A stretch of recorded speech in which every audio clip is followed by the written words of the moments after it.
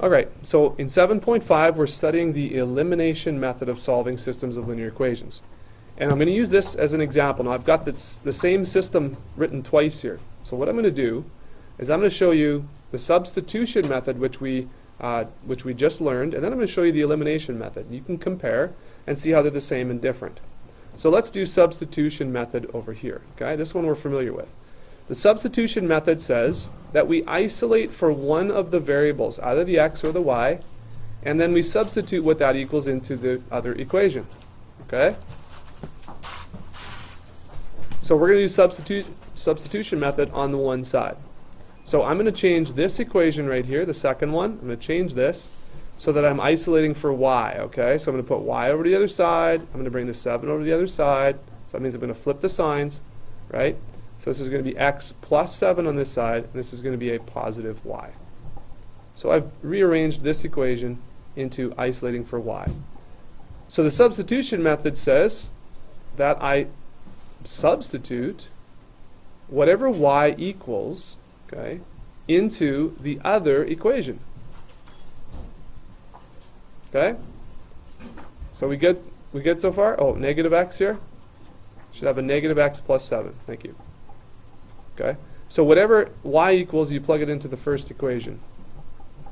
So this is going to be now x plus 2 times negative x plus 7 equals y. Okay? Equals 10. Equals 10. So here's what I want to show you, that we have one equation with one variable. Okay? That is important step.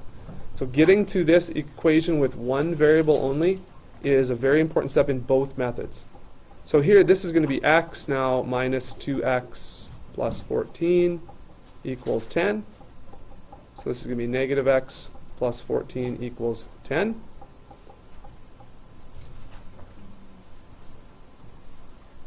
And so here x equals 4. Okay? Does that look good? Am I getting all my signs right here? Subtract 14. Got x equals positive 4.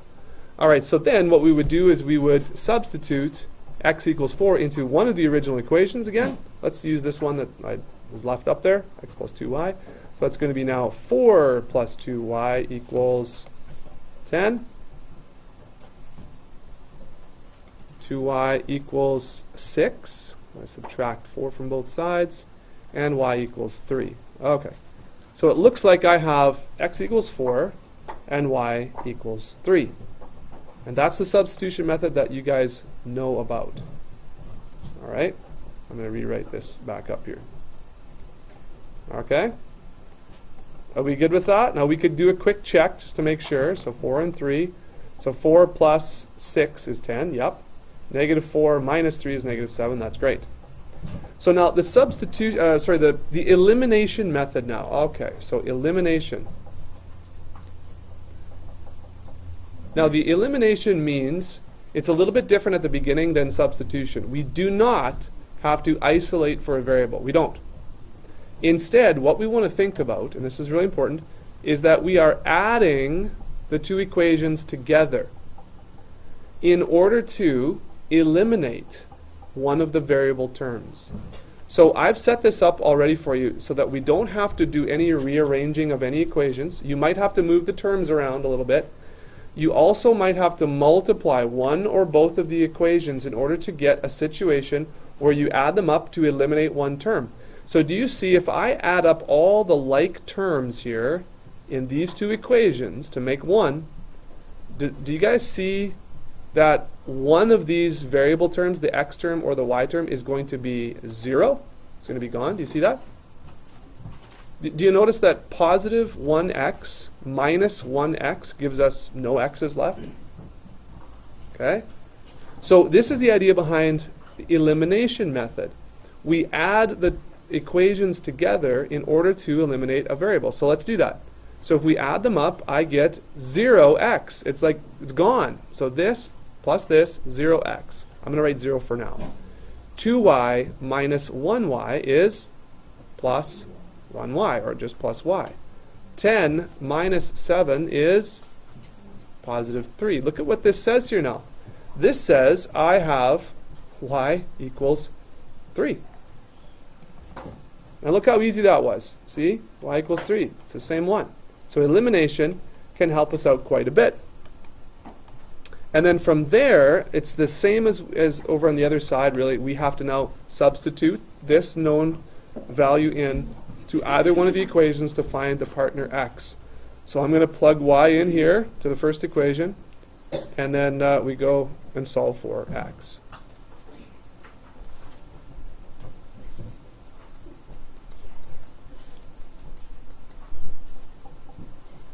Okay?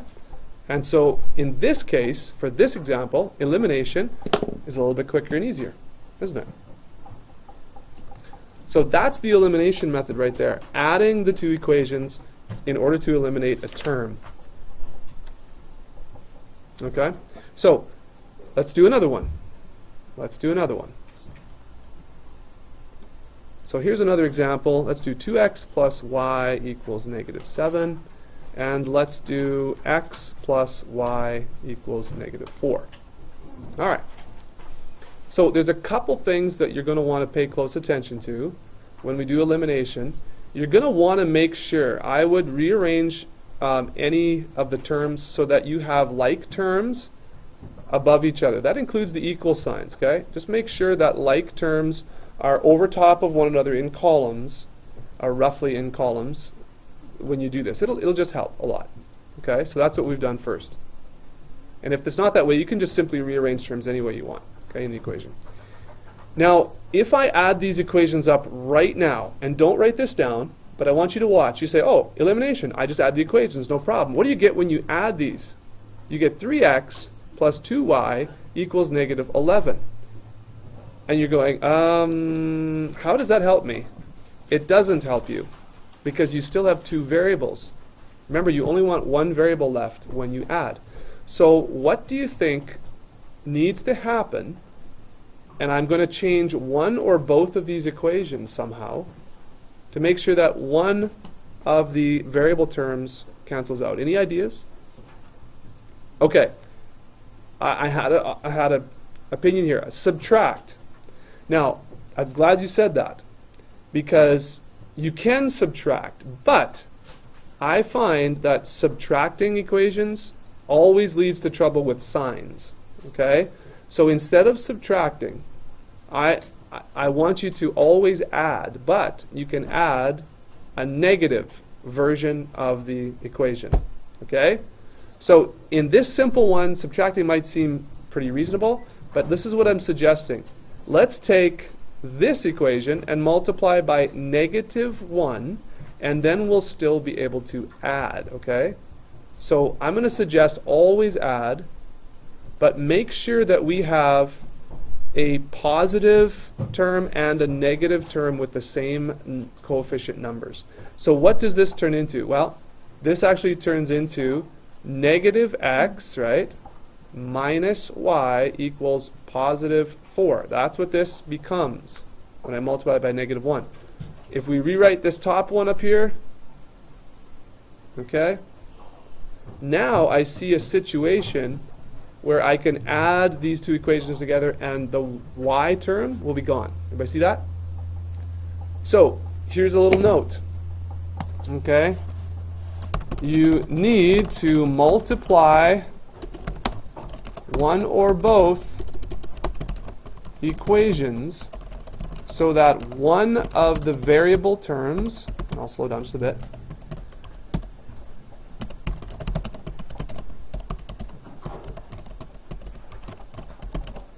one of the variable terms in the two equations has the same number coefficient but opposite sign.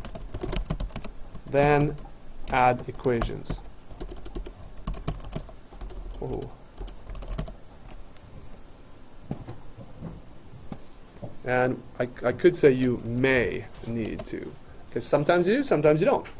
You may need to multiply one or both equations so that one of the variable terms, that is like either the y terms or the x type terms have the same number coefficient, that's the number in front, but opposite sign, and that's what we just did here. Same number, opposite sign. And this will ensure that you're eliminating one of the terms.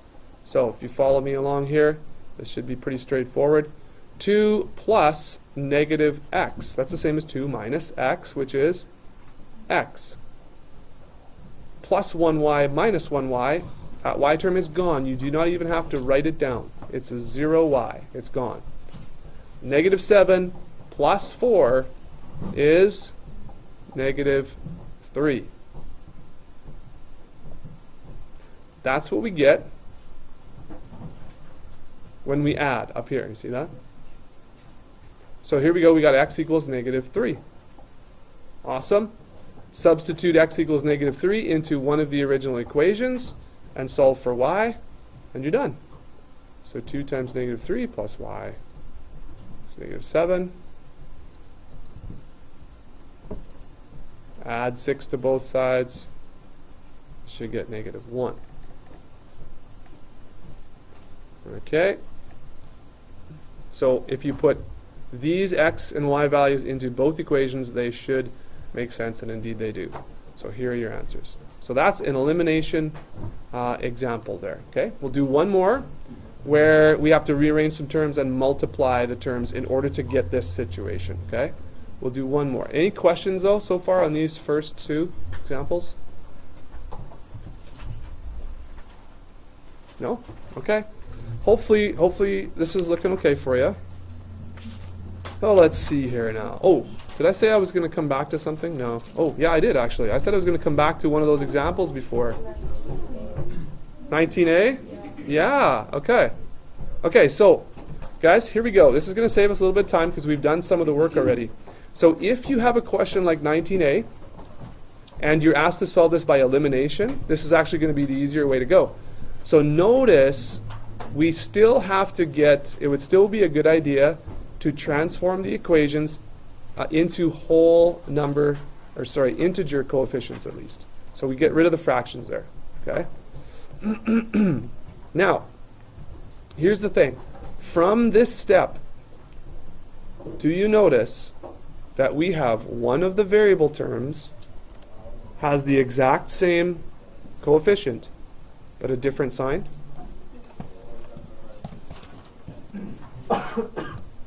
Okay. The y didn't come over. Okay. Let's see. So these are the two equations right here, right? This one and this one. So if I put them on top of each other, right? If I bring this one down over here, do you guys see that we have a perfect situation for elimination? Okay. Now this isn't really a tough one yet, right? This isn't a tough one, but at least you remember, okay, we have to get rid of the fractions so we can get whole number coefficients, because that's going to be the best way to go. So real quickly, and I'll just do this real quickly, this is going to be 6x, these are going to be gone, equals 36. So x equals 6. And you plug your x back into there and you get y equals, it was 3, right? Okay. So that's an example of elimination, and that's much easier than working with the fractions like we did in the previous example, right? 19a right there, see? That's much easier. So sometimes elimination will be much easier. Okay, one more quick example where we have to do a little bit more work. And then I think you guys will be pretty good here. All right, let's do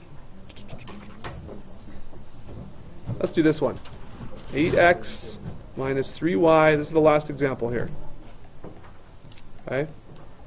And I'll put it underneath so we can kind of see it that way. All right. So if these are our two equations, okay, you look at this and you'd say, well, I don't know if substitution or elimination would be easier. The numbers are pretty big. If I tried to solve for a variable there, it looked like I'd be getting some fractions. So I'm going to try elimination. That's what you kind of say to yourself. And you would look at these numbers on the x terms. You say 3 and 8. Well, it's not really easy to multiply 3 to get 8. You know, that's not a multiple of 3, 8. So let's go to this next one. Okay, well, 2 and 3. it's not easy just to change one of those numbers to become the other, right? So in this case, you're going to have to find a lowest common multiple between the coefficients. And you're going to have to multiply both equations here to get a situation where one of these terms can be eliminated. So you can pick either one. You can choose to eliminate the x's or choose to eliminate the y's. This is what I'm going to do, though. I'm going to try and get the y's to be eliminated. So I'm going to have to multiply both equations by something in order to do that. So if you look at 3 and 2, the lowest common multiple between 3 and 2 is what? 6. One has to be positive and one has to be negative. So it doesn't matter which one. So this is what I'm going to choose to do. I'm going to choose to multiply this by 2, all of these by 2. And that's going to get me a negative 6y, right? Now I want a positive 6y down here. See, this one's negative. This one has to be positive. So what number should I multiply this bottom equation by? Negative 3. Yes, very good. Negative 3, because that's going to get me a positive 6. Does everyone see that? Those are the numbers that you choose. So let's do that. I'm just going to go sideways over here. So now we go ahead and we multiply through. So that's going to be 16x minus 6y equals 76. This one's going to become negative 9x plus 6y equals positive 3. So remember to keep your signs intact. Like, make sure when you multiply them, be careful there. Okay? Okay, so that is an important first step for elimination. You have to get this situation by manipulating the equations a bit. All right, so we add them up, right? Let's add. These two terms are going to be gone. That's awesome. That's exactly what we want. Put the equal sign down there underneath there, and we add everything else. 16 minus 9 is going to be what? 7x. 76 plus 3 is going to be what? 79? Okay. All right. Is that looking good here so far? It's not going to be a nice easy number, I guess. So x equals 79 over 7. Okay, let's double check that work. Do we have that right? Everything right there so far? Where did I get this question from? Okay. So we have a fraction, looks like. Does that check out? Okay, so now what we need to do is we need to put x into one of the original equations. So again, don't use one of these equations. Use the original one, because we know we haven't made any mistakes in these original ones because we haven't touched them. So let's try it. So x equals, 79 over 7. So let's try and do that. So let's use the second one.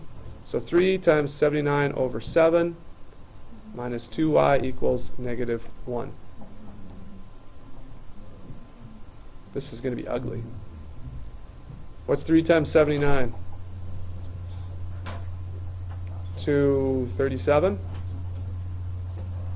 Is that right? Somebody check that out on your calculator.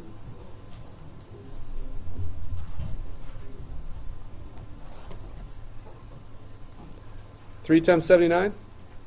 So 237? Okay. So now we need to gather all the like terms here on this side. So negative 1 is actually negative 7 over 7, right, to get a common denominator there.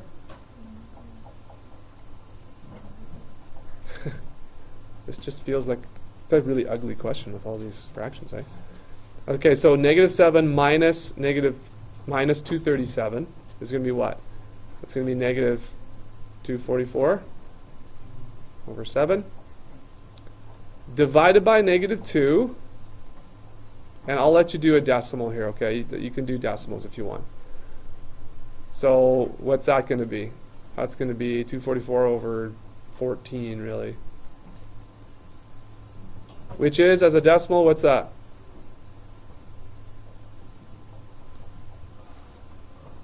Uh, 244 over 14.